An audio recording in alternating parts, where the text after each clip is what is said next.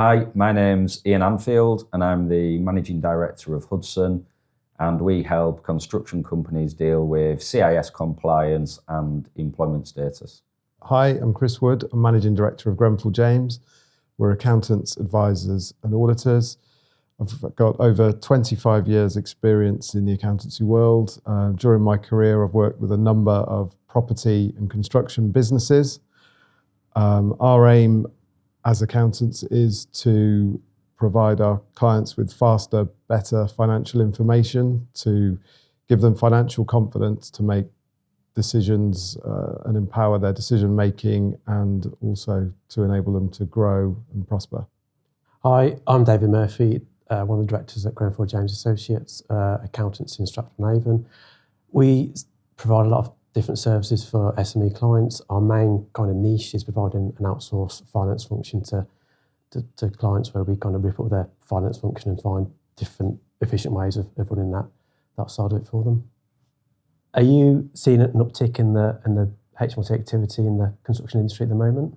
Most definitely, yeah. And it started under the last government, and we're seeing no let up. In fact, HMRC have been pledged lots of money in the budget for additional staff and more IT resources so that they can target their compliance activities. But like I say, we saw an uptick probably 6 to 9 months ago, where more and more of our clients were being asked to go through compliance reviews, and those reviews would cover pay-as-you-earn, expenses, and obviously supply chains, with a focus on employment status of self-employed construction workers. Yeah. Is there specific areas that you kind of see they're kind of focusing on particularly? Yeah, we've seen them run pilots. So about 18 months ago, they decided to target scaffolding firms and roofing contractors.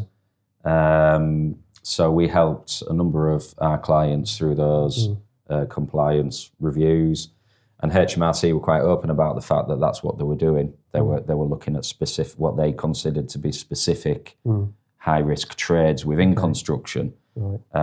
But you know, with nearly 2 million people working in construction and half of them being self-employed, really they could pick any trade. It could be bricklayers, it could be ground workers, it could be scaffolders, painters and decorators. Yeah. You know, everybody relies on, to a certain degree, skilled self-employed labour. Yeah. So those high risk areas, is it just a glut of those they're focusing on at the moment? They seem to have gone from those pilots into a wider compliance piece. Yeah. And what we are seeing is the questions that they ask are sort of developing more into off-payroll, IR35 type questions as well. Okay. So they're not just looking at, traditionally with construction for the last sort of 20 years, they've really focused on tradespeople who would be predominantly sole traders taxed under CIS. Yeah. We're now seeing more attention being given to the professional technical trades, you know, so quantity surveyors, planners, safety consultants. And that falls into the IR35 that falls arena. Yes, yeah. So those the compliance activity is developing, definitely, yeah. Because obviously there's been a lot of changes over the past couple of years with reverse charge and deductions in CS. We're seeing a lot of issues that clients just can't quite understand the changes fully, so they're kind of getting caught out almost by accident because they haven't got the expertise or knowledge to navigate it all, really. And that's sometimes the great unfairness of compliance, because you can get a firm who tries their best to comply and deal with lots of complicated rules and regulations that are always changing, and they'll make technical errors. Yeah. And those technical errors will stand out and they'll get a penalty for it. Yeah. And you'll get other companies who fly completely under the radar intentionally, or sometimes just ignorant to the rules. And they seem to go untouched. But when it comes to the technicalities, you mentioned reverse charge. You know, that is quite a difficult one for people to understand because you can sit in the middle of a VAT supply chain and you're treated differently to the people above and below you and differently to what you've been used to over the last, for however long you've traded. Yeah. And then the similar happens when it comes to people who are registered for CIS. They'll either be gross paid, net paid at 20%, net paid at 30%. And then you've got the complication of whether something's a plant-only supply that's outside CIS. Yeah. But then that same supplier might send a driver one day and it drops into CIS. Yeah. It would now also drop you into VAT or out of VAT. You know, it's really, really complicated. Yeah, I think so. It is kind of like a minefield and people are going to navigate this. Because a lot of the construction industry schemes that we see, they kind of like just kind of explode and then they kind of haven't fulfilled that kind of compliance or expertise later to kind of navigate. Because these changes that keep coming in the different areas you've just mentioned, because there's different circumstances that have a different outcome. Yeah, and the construction industry is made up of hundreds of thousands of very small firms. Some of them are individuals, but there are tens of thousands or hundreds of thousands of small organic family firms where somebody might have started out as a bricklayer or a joiner or an engineer. And by hook or by crook, 10 years later, they've got 100 subcontractors, they've got lots of suppliers, and it may be that a family member's still doing the books, or someone that worked in their office who's kind of learned on the job is doing their books as a bookkeeper. And it's almost impossible for them to focus on legislation change. So it's quite easy to see how people get caught out. Yeah, I think that's what we see. Yeah, definitely. I think when it comes to HMRC's compliance activity around the technicalities, they are pretty ruthless when it comes to getting the CIS deductions correct and who should be registered under CIS. And it's another area of real confusion when, you might get an owner-driver of a JCB, but he's got net payment status.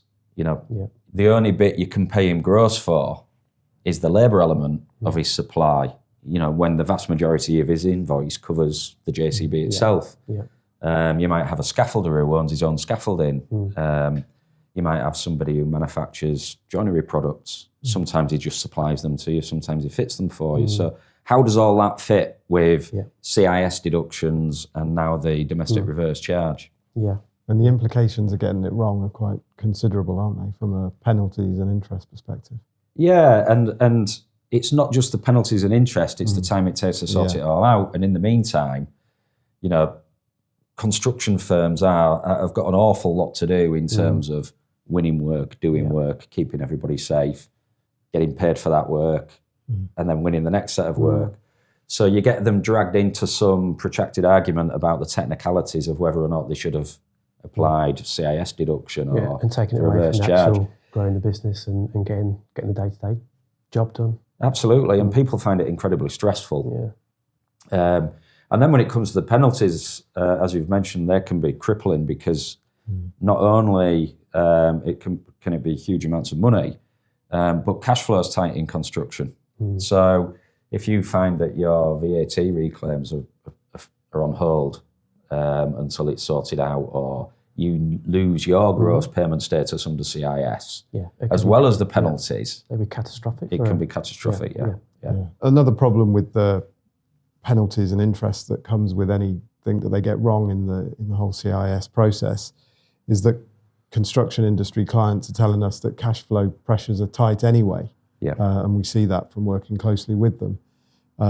So any additional pressures, and it's coming from increases in material costs, the margins are so tight on a construction project that the extra pressure from HMRC is the last thing they need. Obviously, with HMRC inspections that are ongoing, we obviously see that VAT reclaims are often withheld, or even CIS refunds are withheld, and that's sometimes for 1, 2, 3 quarters. So that is a big cash flow squeeze on the firms. Yeah, and our clients tell us that as well, and we observe that in the cases that we assist with, and it seems particularly unfair when it's a query that's a VAT query that's come about because of reverse charge and because of the changes that even sometimes the HMRC inspectors don't seem to understand. Yeah.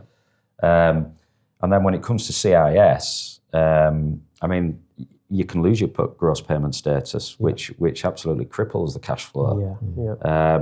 Because for specialist subcontractors who are sat in the middle of a supply chain, you know, they're no longer taking VAT from their customers, but they've still got to pay it out on their plant-only supplies, labour-only supplies, material supplies. So for them to have those reclaims frozen, you know, there just isn't enough left to pay the bills. No, they've got a double whammy there. Yeah.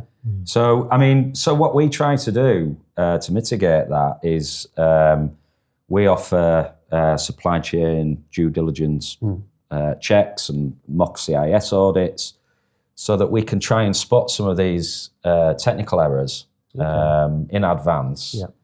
So that if they were to go through a compliance review, we know that that part of it is going to go fine and it's not going to hold things up. Can you explain in a little bit more detail what you mean by supply chain due diligence and what you actually do? Yeah, I mean, there's a couple of different areas. What the government are very good at doing, and it's not just the new government, it's the previous one, is kind of mixing up best practice and legislation that you can be penalised under and wrapping it all up into supply chain due diligence. There are some things that you could get wrong. If you use a dodgy supplier and you know he's a dodgy supplier, he doesn't pay his tax, HMRC can transfer those liabilities up to you. And we have seen cases where they've attempted to do that. And then you've got things like modern day slavery and money laundering and all these things that are creeping up because the supply of labour is tight, so people are looking at any route they can to get people onto building sites. So that you know, there's an increased use of agencies and gangmasters. So we help businesses look at those suppliers and make sure they've got the due diligence checks in place to say, well, I looked at that supplier, I checked his VAT registration and his insurances, his invoices are about right for the number of people he's supplying, plus a sensible margin and those sorts of things. Because if you've done that up front, you're not then on the back foot asking questions during an audit and going down rabbit holes. So do you think firms kind of know there's risks in the chain at the start, or they've got to be coerced into that way of thinking to make sure they're kind of protected? I think quite often people don't take it seriously, and even some larger blue chip clients don't take it that seriously because, you know, we've all done business on the, you know, with the understanding that we're limited companies, and if you deal with another limited company, his liabilities are his. But increasingly with the Immigration and Asylum Act and you know, things like the Kittle judgment on the VAT and the Criminal Finance Act, there's more and more compliance is being passed up to businesses. You know, so the banks can be held liable for giving out bank accounts to people who are dodgy. Landlords can be liable for renting houses to people. Construction firms can be held liable for using suppliers that aren't doing things correctly. It seems like there's just a lot of regulation, a lot of risk that is inherent in that supply chain, irrespective of the actual work they're doing. It's just the almost administration level, and it takes a lot of resource to manage. It's huge, and you know, we see a lot of our clients are specialist contractors, so they're specialist in brickwork or joinery or plumbing or whatever, groundworks. They're not specialist in accountancy, HR, CIS compliance, even health and safety. They often use a specialist because those specialists are constantly kept up to date with new legislation. CIS is no different, and that's why Hudson exists. I mean, from our perspective, we've taken on a few clients where we kind of like do a broad health check about their system from accounts payable, accounts receivable, all the way through to the end, see the whole finance function. A part of that is kind of the regulatory kind of piece as well. So have they got shareholders agreements, they've got wills in place, and obviously with the construction industry is also the subcontract chain and seeing what agreements they've got in place there. And that's where we've picked up these kind of issues, that there's a risk that some companies just grow quite big, grab the labour where they can, don't think about contracts, don't think about agreements, and then it's a big red herring. So that's how we've put them in touch with you to know that you kind of make sure they're compliant, tie it all up. And that's obviously why Hudson and yourselves work well together, because we complement what you're doing with the wider compliance piece, but we'll deal with CIS and employment status. And when we are introduced to a potential new client, we will look at their workforce. So we'll ask the same question as HMRC would. Yeah. You know, what's the makeup of your workforce? How do you actually get the work done? You know, so you'll typically have directors, some back office support, project managers, maybe QSs, site foremen, site managers, and then you've got your tradesmen and your labourers.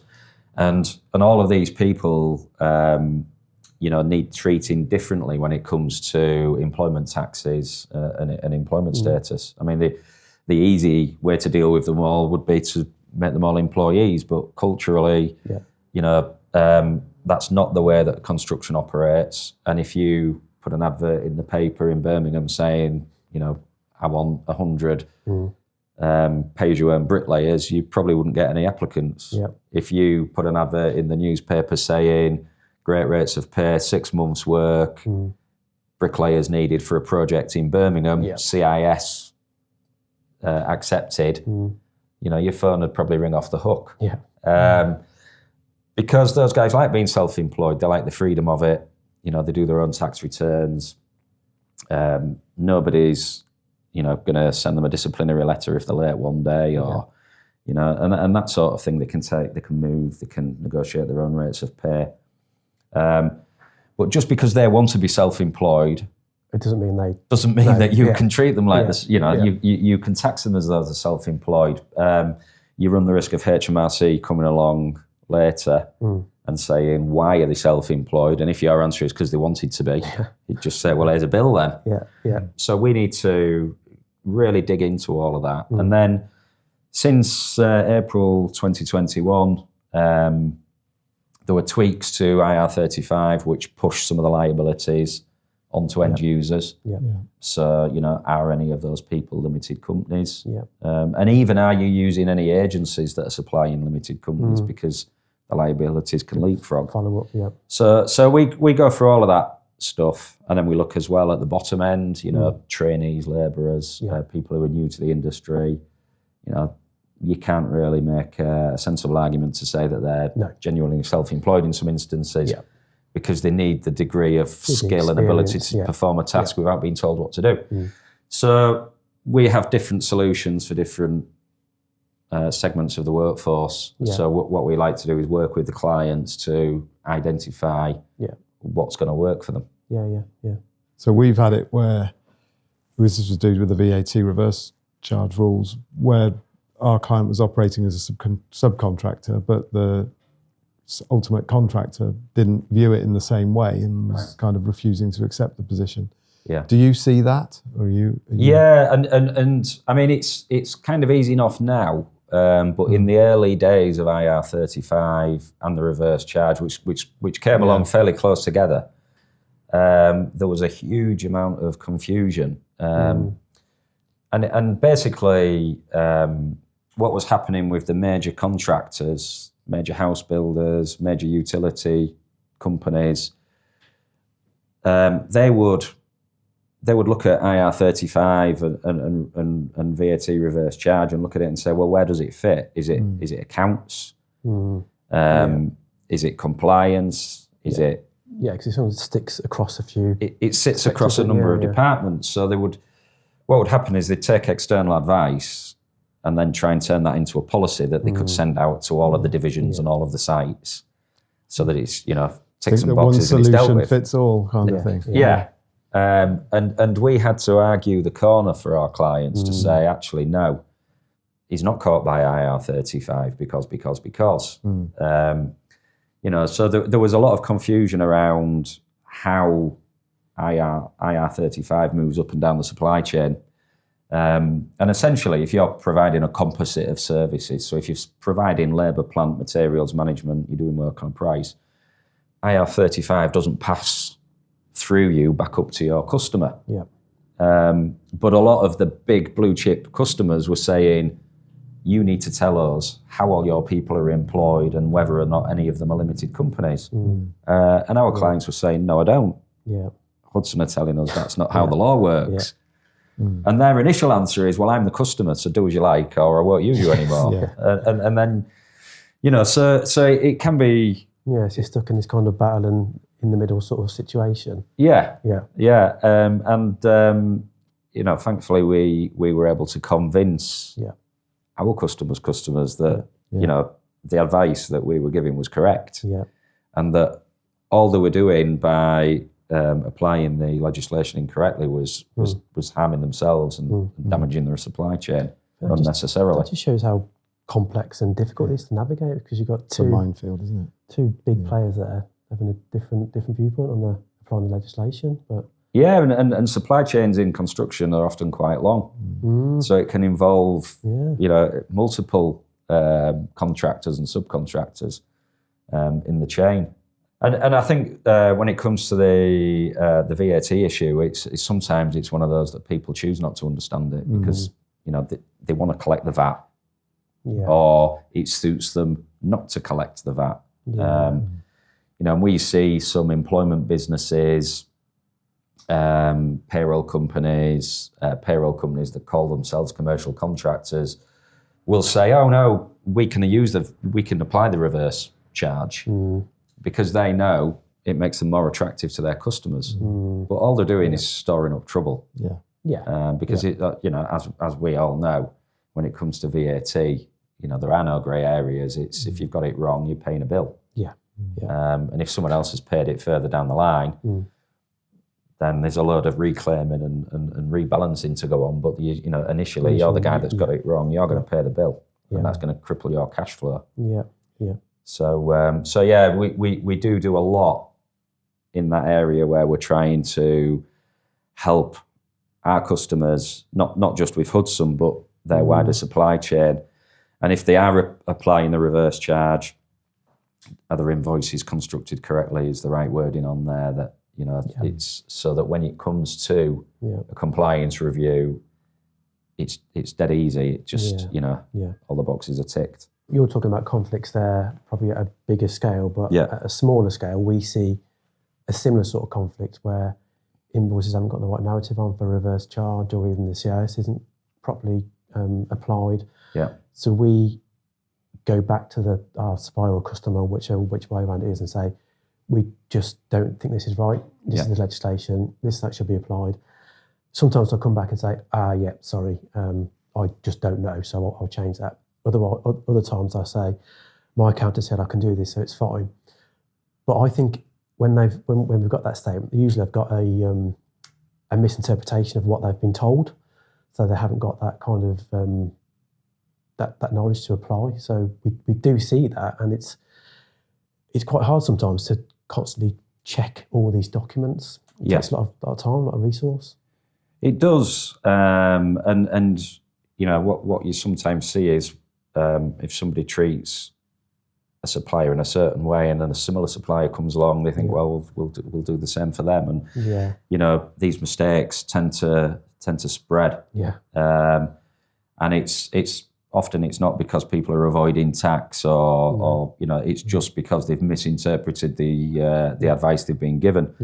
When we're in that situation and we say to one of our clients, look, you know, that you should be reverse charging that guy, and he says, no, you shouldn't. My accountant says I've got to collect the VAT.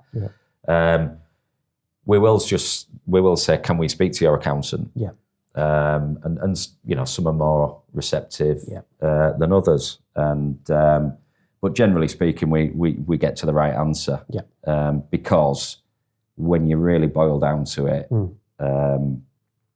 you know, you can get down to fairly clear guidance on it. Yeah, I think we do see that as well, and you do get to the kind of right answer in the end. But the amount of time and energy it takes to get to that point is just not needed. I know, and I think it is a function of sometimes you look at the way that the legislation went through consultation and the way that questions were answered, and then the way that guidance was issued. It's not easy to follow. Yeah. And sometimes you look at HMRC guidance, and it talks about people supplying cookers, and which of anything in construction, there aren't many people that supply cookers. And you're just like, where on earth did that come from? Why don't they talk about bricks or windows or a JCB?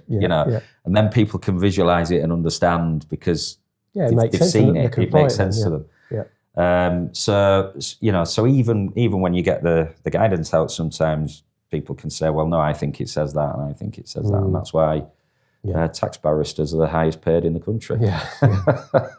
Probably the advantage we've got when we're looking at one accountant saying you should apply reverse charge or IR35 applies, and another saying the opposite, is that we can then say, well, we've been through dozens of HMRC compliance reviews, and this has been the outcome for this particular situation, and we can usually pull it back to a real life example to try and convince people that that the interpretation should actually be X or it should be Y. Yeah, that's exactly the same as we kind of then use a real world situation that we've seen a few times already. We say, this is definitely the right way. We've already been through an inspection on this for another client, and this is exactly the interpretation. So, and then obviously getting a second opinion from yourselves is just backs it up. Yeah.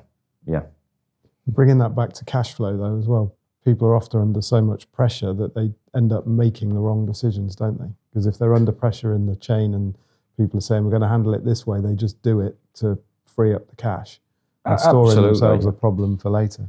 And you've got a shortage of skilled labour, and so sometimes what you might end up with is a customer who they really need the best bricklayer or the best decorator or somebody to do some architectural steel work for them.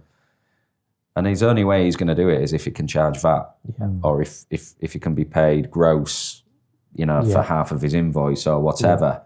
And it's like it or lump it, So then you're kind of forced into a situation where, well, to get the job done, do I accept his interpretation even though someone's told me that that's not quite right? And commercial decisions come into play, and all we can do is say, but those commercial decisions are gonna snowball and come back to you later potentially. Well, unfortunately, these are probably the people that aren't getting you guys involved. They're not fully interpreting what the implications of it are, and just storing themselves up a problem for the future. But absolutely. And if you have a clear set of rules that you implement, and you're always dealing with the suppliers on that same basis, then they get used to it. That's the way it is. And we are seeing. I mean, we were quite vocal about reverse charge. We thought it was a bad thing. We still do. You HMRC are basically gambling that the big contractors will pay their VAT, whereas they were worried that smaller contractors wouldn't. But we've seen huge failures, before reverse charge Carillion, but since recently ISG, Buckingham. Tens of millions of pounds of VAT will have gone missing, and more so because of reverse charge. Because before reverse charge, some of that VAT would have been passed down through the supply chain. So you're crippling the cash flow of compliant businesses really for nothing. And that's where, if someone gives you an interpretation that might suit your cash flow, then I'll grab at it. And we are seeing people now taking tax advice and using payroll companies and agencies, not on the basis of they're the market leader, they're the best. It's, can I use an Amex card to pay the invoice. Not only does it give me a bit of cash flow, but I get a free holiday out of it. You know, will they apply the reverse charge, even though I know they shouldn't really be doing it, but it'll help me cash flow, you know. And these and it's opening the door to unscrupulous providers. Yeah, it just changes different behaviours, doesn't it? Forces different actions. It's short-term behaviour, isn't it? Because the longevity of your business is being put at risk, basically, isn't it? It is, and you know, we like to say Hudson is all about providing our customers with cost certainty. Yeah. So if you think that the labour on your project has cost a certain amount of money because that's what you've given to Hudson and that's what we've given to them, and then that's it. You know, they can't come back and claim holiday pay later on. HMRC can't come and reclassify them as employees. But you're not going to get some surprise VAT bill either. You know, so it's. I think it's really important that if you're in it for the long haul and you want your business to be a success and to grow, then you do things properly. And that's where we're coming from with our health check. So when we first get involved, we sort of carry out a full health check on all sorts of things, their systems and processes, softwares that they're using. But for us, it's a big tick in the box if we can introduce them to you guys to make sure they're completely compliant from the CIS and the construction side of things. And then we can concentrate on making sure that they're running as efficiently as they can, and the cash flow planning is there to ensure that they can navigate bumps in the road and kind of get through. And because as we all know, in the construction world, it tends to be lumpy, doesn't it? There tends to be a period of time that you've got to fund, and then you might get paid out at the end. But yeah, absolutely. And you know, construction has always run on a cycle of boom and bust. And there's always periods where there's cost inflation for materials, or then there's cost inflation for labour, or there's new legislation and the cost of aggregates goes up. Or, you know, we've just had last year the change in fuel duty, which hit a lot of contractors. And sometimes these things change partway through a fixed price contract, and you know, your customers are going to take a hit. So they don't need any nasty surprises on the compliance side. No, we've just, with a property developer client, actually, we've just been doing a big piece of work on the sort of appraisal software that they've been using, haven't we, David? So whether you want to have a little talk through what we've done there. So what this client, we've ripped out their finance function, moved on all that for them, and then also looked at a project management software so they can track exactly where they are on a kind of real-time basis. All the data is being fed in live, matching purchase orders, receipts being OCR'd, and they can quickly see if there's going to be a cost overrun or the PO's not matching, to the hour. So they can quickly jump on an action rather than wait, a few months down the line and then suddenly find that they're not going to make as much money as they thought they were going to be. I think tools like that are fantastic. If you're halfway through a job or a project and you've spent half the money, then you're more or less on track. But if you're halfway through a project and you spent 3/4 of the money, something's gone wrong, hasn't it? You know? I also think that there's an issue with timescales, because this particular client identified the site that they're developing could be as long as 18 months, 2 years ago. So they did all their costings, but then the world moves, doesn't it? Yes. And price of labour, the price of materials and all the rest of it goes up. So they need a robust system like that. Otherwise they can take a hit at the end of the project that they've not made the profit that they thought they were going to 2 years ago when they identified the project. And so it's so crucial that they've got the right sort of systems and processes there to ensure that they are tracking that and can make tweaks and adjustments as they go along to bring the project in on profit. Absolutely. And what you're seeing now is a lot of technology being offered to help with this project management. And I suppose the benefit of you recommending something is that you already know it works. Yeah. Because there's a whole raft of it out there on the market, and there's more all the time. Yeah. And some of it is so complicated that you pay a fortune for it and never use it. I don't use half of it. Yeah. I mean, we've just introduced some technology ourselves. It's a tool called Foresight, where it allows you to your site operatives, whether they be subcontractors, employees, visitors, anyone who goes to a site on your behalf can log in and log out. So you know who's there at any one time. So it's got health and safety benefits. You know how many hours they've been there. So if people are billing you can sense check their invoices. And then afterwards, all of that data you can use to say, well, I thought that this project was going to cost X amount for joinery, X amount for brickwork, X amount for and you can actually then look at the actual costs, and it'll help you to build your own kind of estimating tools for future projects. Good. But also track on a real-time basis a project that you're midway through. Absolutely, yeah. So if you like we said before, if you're halfway through a project but you've used 3/4 of your labour allocation, then something's not going right. You know. And also as well, if things are happening, if you need to get messages to the workforce, whether it be health and safety or quality issues or production issues. So you can get it out quickly. You can get it out quickly through the app, and you can target people on sites rather than having to run through the photocopier and bundle out to site in your car. Yeah. Are you seeing a big uptake in that software? Is it going well for your clients? We launched it in March 24. We've already got hundreds of clients using it. So we've still got a way to go because we've got 2,500 clients altogether.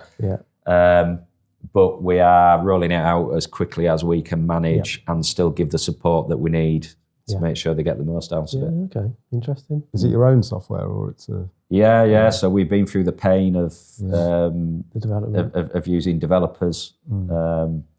And they could take a leaf out of construction's book. And construction always gets bad press about things taking too long or costing more than they should. But I think we've got a better record than the software industry. It's usually not their fault with construction projects, is it? It's someone else's fault. Planning or something else that slows it all down. But. Yeah, you'd think that and you know, construction projects usually you know, the program is made up of thousands of lines of activity and the input from dozens of contractors and subcontractors and lots of materials coming from all over the world. Software is guys sat around a desk tapping on a keyboard, so you'd think it'd be a bit easier. When Grenfell James first takes on a client, we carry out what we call our health check. So that's, from our perspective, all-encompassing, looking at their accountancy software, the systems and processes that they've got around their accounting function. Obviously, we also need to check that they're compliant and that they're operating as tax efficiently as they possibly can. We take the whole finance function, rip it up and see what apps are using, what apps are not using, which bits are paper, which bits are antiquated, and then see which bits they need to improve, need to rework, or even just chop out. That leads on to then what services can we provide and help with, because there'll be stuff that we can help with bookkeeping-wise, accounts payable, data chasing, all the way through to metrics and KPIs and dashboards and all that sort of stuff. But it's kind of like a journey from start to finish to see where the client starts from and where we need to get to. Yeah. The health check gives us that initial gold dust piece of information that we can see, you're here now, we'd like you to be here, and these are the gaps we need to fill. So a full understanding of their business, because no two businesses are exactly the same and their requirements might be different. Yeah, exactly. So the end goal is to ensure that they've got financial information quickly that they can rely on and use to make decisions. Yeah. And obviously, I think within the property development particularly, but the construction field, the cash flow we've touched on before is crucial. Yeah. To ensuring that that's operating and working well. Yeah, definitely. I mean, like the cash flow piece, obviously, preparing budgets, targets, making sure it's all tracked and reconciled.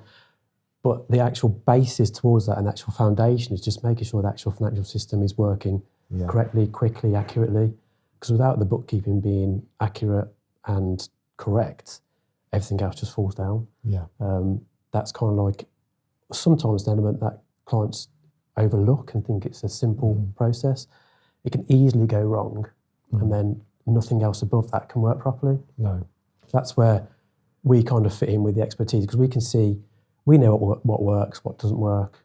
We know if they haven't got the right people doing the job, for example, right expertise.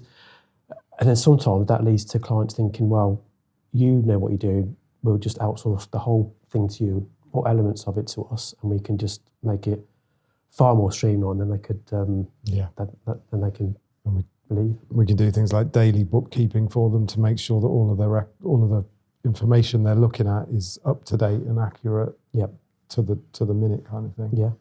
And then we get to the end, and then we look at preparing KPI dashboards based on whatever metrics they need to see on a business. And these can be almost live, weekly, daily dashboards that they can then view their data and make proper business decisions. I mean, the property sector is a tough one because they've got budgets, targets to meet. It's a lot under cost control. And we implement systems to make sure that we can track the POs, everything's OCR recognised. They can see when cost overruns are happening on an hourly basis almost, so they can make a snapshot decision to make sure that they're not going to completely capitulate on the project. Yeah. So the full review leads into the accountancy software needing to feed into the appraisal software, which ultimately needs to feed into the software that we're using to produce the KPIs and management data. Yeah, exactly. And that then just gives the business owner, the people responsible for the budgets, complete oversight and can see exactly where projects are running. As part of that process as well, we've got the kind of regulatory and compliance piece within it. So we look at the other stuff, if they've got shareholders agreements, cross-option agreements, and also particularly in this sector, have they got self-employment agreements with their subcontractors and how that all works. Yeah. We do see a lot of construction firms where they've grown rapidly and they just have not got that element sorted. There's no contracts, no agreements. It's all, they're just concentrating on getting the work done. So the first thing we do is make sure that they're compliant from that point of view to make sure they're not going to fall down, and that gives them a good foundation moving forward. And then that's how we've got onto using Hudson to tie it all together compliance-wise, because that works well. We identify that need and make an introduction to Ian and his team to sort of sort the clients out from that perspective. And that gives the client a lot of peace of mind, because then that side of it is just tied up and done. No need to worry. Concentrate on running their business. Yeah, exactly. So one of the outcomes from our health check with a new client was that they'd got some compliance issues with their CIS. So we introduced them to Ian. And if you can just let us know what you did your end, Ian, once they became a client of Hudson. Yeah, so in the process of becoming a client, we looked at their workforce to make sure that we could offer the right services in terms of which people were self-employed and taxed under CIS. And then we looked at a wider CIS compliance piece where we actually carried out a mock inspection. So we asked all the questions that HMRC would ask. We looked at in more depth at the issues around gross payments to net paid subcontractors for plant and materials, VAT reverse charge. So we really went through their entire CIS return. Yeah. So what we tend to do in that instance is we ask for the last 3 months' worth, so that we will pick up all of their regular suppliers, whether they be individuals or companies. And then we ask them some questions about suppliers that are not on the CIS return, just to make sure that there aren't any sort of deemed contractors or plant-only suppliers that have crept into supplying labour as well. And the whole purpose really is to make sure that they don't get any nasty surprises later on. And, it doesn't need to be a time-consuming, arduous process. Yeah. We can do most of it. If they supply the CIS 300s, we can put together the questions and go through and highlight any areas of risk. And usually it's a fairly quick fix to get them off on the right track. Yeah. And if you identify errors, what do you actually do? Do you get them to hold their hands up and correct it? Yeah, so we would, if they would correct anything immediately going forward. And if there was anything that needed to be corrected with HMRC in that reporting period, then we would advise them to do that as well. Yeah. And that's where we'd probably get back in touch with you guys about the mechanics of that. So we could together make sure that the client is compliant and on the right track. Yeah. But it's quite thorough then, isn't it? That step by step, because it gives then the client complete peace of mind that they're covered, and they're covered from their kind of historic stuff as well. Absolutely, and what we usually find is the clients say, "Well, it's been on my to-do list, but it stays on the to-do list because winning work, getting the work done, and getting paid for the work is key. Is always above that in the to-do list. So when you guys come along and say, right, well, that's great, but you don't want to be doing all of that work, and to be heading for a nasty surprise further down the track, it just brings it into focus, and we can get it sorted for them, and they're usually very appreciative, and it gives them that peace of mind going forward. Yeah. Do you find that it's quite powerful if the accountant has told them that they're running that risk and introduces them? We find accountant referrals particularly powerful. A lot of our business comes from referral. So sometimes it's, people will refer people they do business with or friends of theirs, because status is something that people talk about, is something that worries people. And you constantly see it in the headlines, IR35, the Employment Rights Bill, the increase in national insurance. There's a constant drip, drip, drip of whenever the government needs some money, they come back to employment and they come back to the construction industry. Yeah. So it's there in the back of the mind, and when you guys bring it into focus and say, right, it's time to sort it out now, then the job is made much easier for us. Yeah. Yeah, it's good for us as well then, because we can concentrate on the bits that we're good at and make sure that they're getting the financial information they need to make their decisions, and they can sleep comfortably at night that they've not got any issues from a compliance perspective.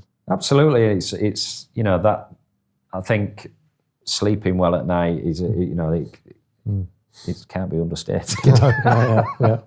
And it's just one less thing to worry about. And we've been doing this for nearly 30 years, and we've got lots of satisfied, happy customers, and so we bring all that experience to bear. We know the clients. Most of the senior people in Hudson are from construction background, so I'm a civil engineer by profession. I used to run major projects for major contractors, so. I'm used to that, dealing with compliance, HR, employment law, accounts. It's all in there when you're running a construction project.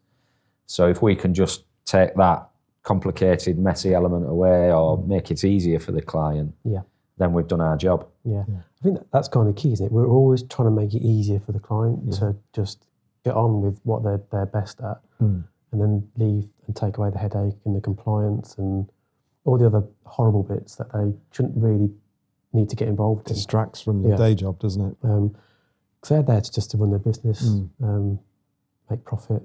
Yeah, it's what they're good at.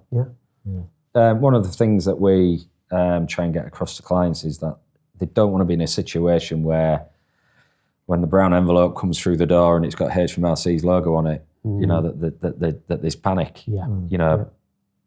When that letter comes, if they know that the compliance has been dealt with correctly, and it's just right, pass it to the accountants, let them deal with it, or pass it to Hudson, and that's the position we want them to be in. Yeah, definitely. So in summary, our health check involves a thorough review of their accountancy software to make sure it's robust and up to standard. The apps and other softwares that support their accountancy software. We'll then move on to look at their compliance, make sure that everything is as it should be there. Tax efficiency, are they operating as tax efficiently as they can? And then it's getting into what do they actually need to see? What are their reporting requirements? That can feed into appraisal systems or KPI dashboards. And our health check primarily involves employment status and IR35, but then we do a mock CIS inspection where we look at the wider CIS compliance, gross payments to net paid subcontractors for materials and plant, compliance with the reverse charge, and then supply chain compliance and due diligence, which can go as far as sort of modern day slavery and compliance in the supply chain. So we know that HMRC are kind of ramping up investigations, and I think aren't they taking on about 5,000 more inspectors? Is that right? The recent budget announcement was that they were going to get funding for an extra 5,000 compliance officers. And just as interesting, really, is that they're going to get millions of pounds to put into their IT systems. So they'll have better digital surveillance of businesses. So you can see that they're going to be able to really focus on where they think issues are. Because construction is all recorded through CIS, then you can see that there's going to be a lot more compliance activity in the construction industry. But they've also pledged to look at regulation of umbrella companies and to penalise non-compliant umbrella companies. So there'll be a lot of people out there who are using suppliers that are selling too close to the wind or the wrong side of the line. It's going to be more important than ever that people take the right advice and do things for the right reasons when it comes to compliance, so that they can deal with these new changes. Yeah. As well as the budget, where we've got an announcement of extra resources for HMRC. We've also got the Employment Rights Bill, which is going through Parliament, that will give increased employment rights to 0 hours and part-time workers. It will give unions more power to, I would say, interfere. Some would say to protect the workforce. So, again, compliance with employment law is another plank of what Hudson does. Yep. And there's always the risk that where there's a crossover, that new legislation could mean that more of the workforce is classified as being employed rather than self-employed. And that could land people with big retrospective liabilities. Yeah. So that's where our focus is on looking at, the wider sort of compliance and dealing with new legislation. Yeah. So I see Hudson's role is supporting accountants who are looking after their clients. So we will deal with a specific area. We are not accountants, and we are not a replacement for accountants. We are specialists in a very small area, which is CIS compliance and employment status. Yep.